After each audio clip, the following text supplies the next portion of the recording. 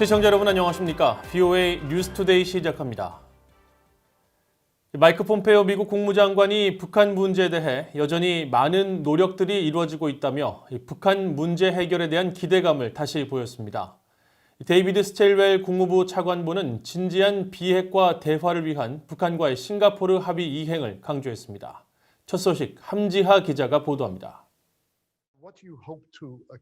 마이크 폼페오 미국 국무장관은 15일 미국의 민간단체 애틀랜틱 카운슬과의 온라인 대담 행사에 참석해 북한 문제에 대한 입장을 다시 밝혔습니다. 북한 문제 해결에 진전을 이루면서 가길 기대했었다면서 여전히 희망적이란 겁니다. As for North Korea, which you mentioned, we did have hopes that we could make further progress. The Chairman Kim would go in a different direction, but I'm still optimistic that. 폼페오 장관은 그러면서 북한 문제 진전을 위한 노력은 지금도 계속되고 있다면서 일본과 한국의 노력을 언급한 뒤 심지어 북한과도 노력하고 있다고 언급했습니다. It's gone quiet publicly, but there's still lots of work going on between ourselves, our allies in the region, the Japanese, the South Koreans, and even efforts with the North Koreans to come to understand where there may be opportunity as time goes on. 최근 언론 인터뷰 등을 통해 지속적으로 북한과의 대화 재개에 대한 기대감을 보이고 있는 폼페오 장관은 지난 9일 언론 인터뷰에서 북한이 경제 문제와 신종 코로나 바이러스 위험 등 여러 도전에 직면했다면서 대북 인도적 지원을 희망한다고 밝힌 바 있습니다. 이런 가운데 데이비드 스틸웰 국무부 동아태 담당 차관보는 14일 아시아 지역 기자들과의 전화 간담회에서 북한이 겪고 있는 신종 코로나 바이러스 대응과 집중 호우와 태풍으로 인한 피해 등에 대한 질문을 받고 비핵화의 필요성을 강조하는 것으로 답했습니다. All of these things could be addressed if we simply had a follow-through on the Singapore agreement to begin talks on sincere conversation on denuclearization. 스틸웰 차관보는 그러면서 북한이 싱가포르 합의를 이행한다면 한국과 일본, 영내 그리고 전 세계는 훨씬 더 좋은 입지를 갖게 될 것이라고 지적했습니다. 또 북한 문제에 있어 우리는 최초 합의로 돌아가야 하며 북한에도 그 합의에 대한 후속 조치를 하도록 요구할 필요가 있다고 강조했습니다. VOA 뉴스 함지하입니다. 유엔이 제정한 국제 민주주의의 날을 맞아 세계 지도자들이 개인의 자유와 평등의 중요성을 강조했습니다. 북한은 각종 보고서에서 수십 년째 최악의 민주주의 국가라는 불명예를 안고 있는데 북한 주민들에게 인터넷 등 자유로운 정보 접근권을 허용해야 한다는 목소리가 커지고 있습니다. 김영권 기자가 보도합니다.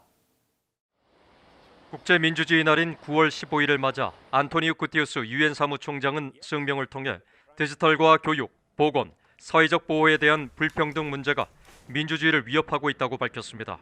민주주의는 자유로운 정보의 흐름과 개인의 의사결정 참여, 전염병 대응에 대한 책임을 보장하는 게 필수인데 정부에 대한 견제와 균형이 취약한 국가들에서 이런 민주주의 체제가 위협받고 있다는 겁니다. Today, it is clear that governments must do more to listen to people demanding change, open new channels for dialogue, and respect freedom of peaceful assembly. 마이크 폼페오 미국 국무장관도 성명에서 민주주의는 법치와 생명, 재산, 모든 사람의 자유와 존엄, 평등을 존중하지만 권위주의 국가들은 국민의 보건이 아닌 자신들의 권력 보호가 우선이라고 지적했습니다. 권위주의 정부들은 가짜 정보를 퍼뜨리고 취약계층을 희생양으로 삼으며 국민에 대한 감시를 대대적으로 확대해 국민이 고통받고 있다는 겁니다.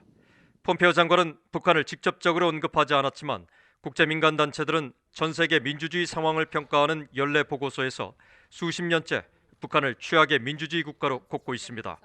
영국의 시사주간지 이코노미스트 산하 분석기관인 이코노미스트 인텔리전스 유닛은 올해 초 발표한 연례 민주주의 지수에서 북한은 167개 조사 대상국 가운데 15년 연속 최하위를 기록했다고 밝혔습니다. 국제인권단체인 프리덤 하우스도 올해 연례 보고서에서 북한은 정치적 자유와 시민적 자유 점수가 모두 최하위로 40년 넘게 최악 중 최악의 국가로 남아있다고 밝혔습니다. 대북 단체들과 탈북 청년들은 세계 최대 인터넷 동영상 공유 웹사이트인 유튜브를 통해 북한의 이런 문제를 적극 제기하고 있습니다.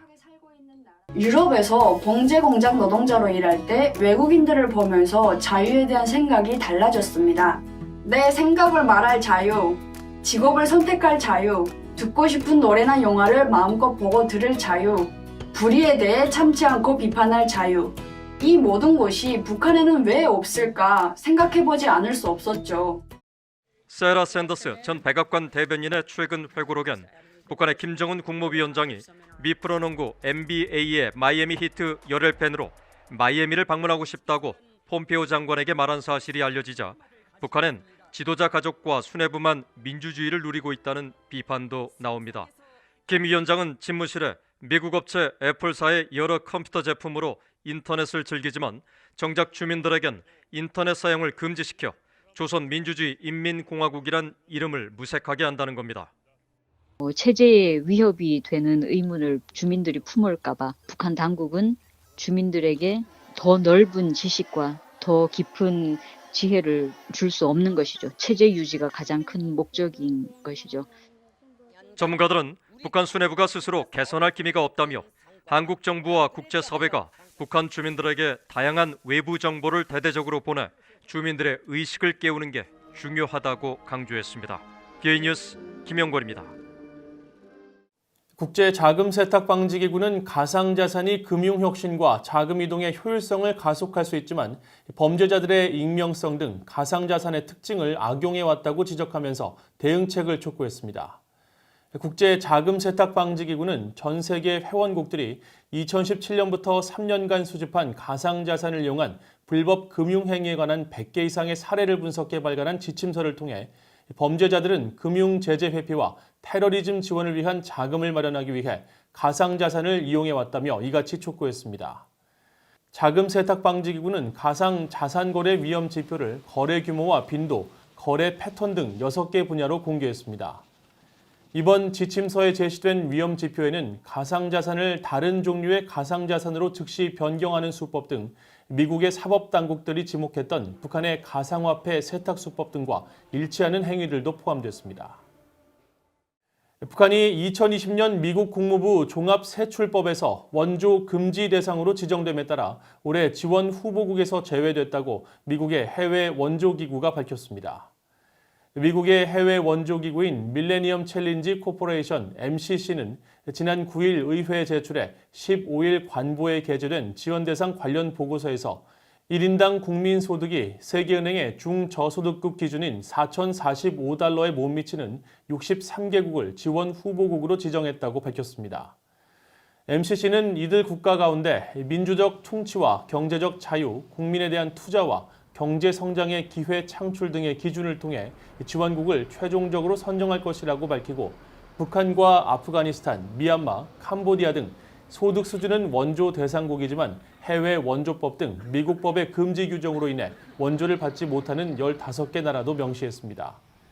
이들 국가들은 주로 미국 정부에 의해 인권 침해와 인신매매 감시 대상국으로 지정된 나라들이며 특히 북한의 경우 쿠바와 북한, 이란, 시리아 정부에 대해 어떤 지원이나 보상도 금지한다고 명시한 2020 국무부 종합세출법의 항목 7007에 의거해 원조가 금지됐다고 MCC는 설명했습니다.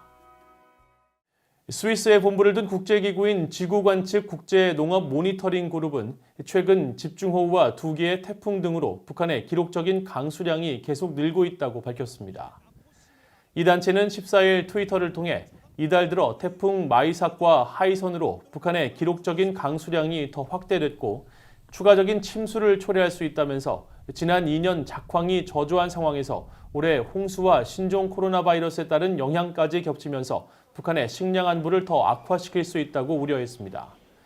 이 단체는 앞서 지난 10일 특별 보고서를 통해 올해 주요 농작물 생육기간인 4월에서 9월 사이 북한 남부 곡창지대 강수량이 1981년 이래 가장 많은 수준이라고 밝힌 바 있습니다. 북한 기상수문국도 14일 올여름철 전국 평균 강수량이 852mm로 연 강수량의 88%이며 지난 25년간 두 번째로 많은 강수량을 기록했다고 밝혔습니다. 이상으로 VOA 뉴스투데이를 마칩니다. 시청해주신 여러분 고맙습니다.